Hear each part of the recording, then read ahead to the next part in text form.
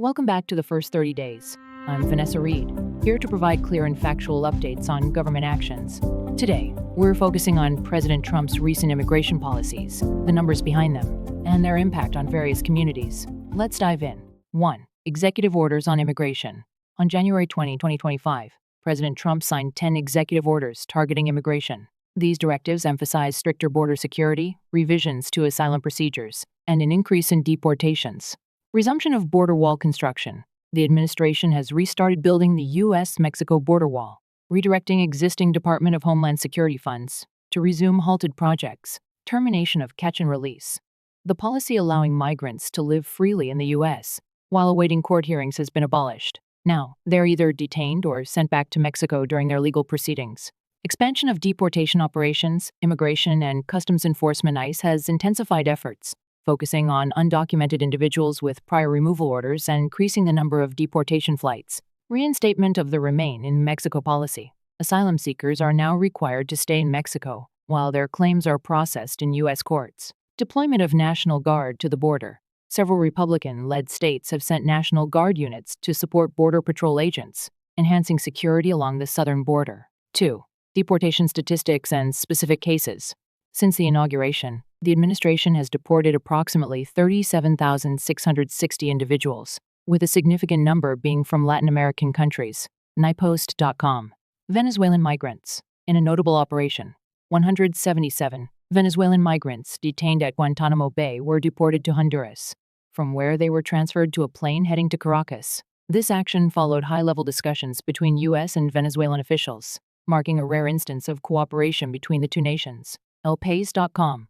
Haitian migrants. The administration has announced the termination of temporary protected status TPS for approximately 521 Haitians, making them vulnerable to deportation and the loss of work permits by August. However, as of now, only 21 Haitians have been deported under the current administration. appnews.com. 3. The human impact. Behind the numbers are real people facing uncertain futures. One such case is Maria Fernandez, a 34-year-old Venezuelan mother of two who fled political persecution. She was detained at the border and is now awaiting deportation after her asylum request was denied. She says she fears for her children's safety if they are forced to return to Venezuela. Meanwhile, in Florida, 27-year-old Jacques Lewis, a Haitian construction worker, has been in the U.S. under temporary protected status TPS for over a decade.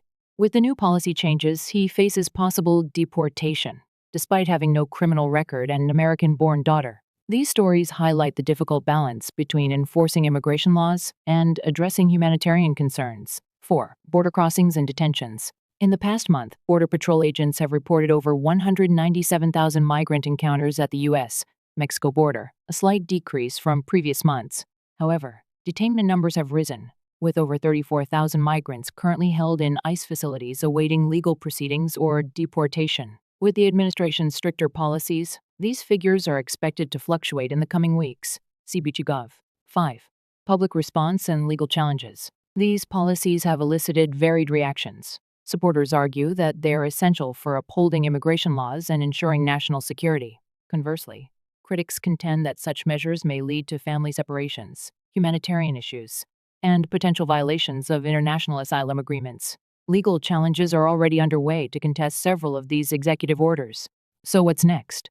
In the upcoming episodes, we will continue to monitor the enforcement of these policies and the outcomes of ongoing legal disputes. Stay tuned to the first 30 days for unbiased and comprehensive updates on President Trump's agenda and its effects on the nation.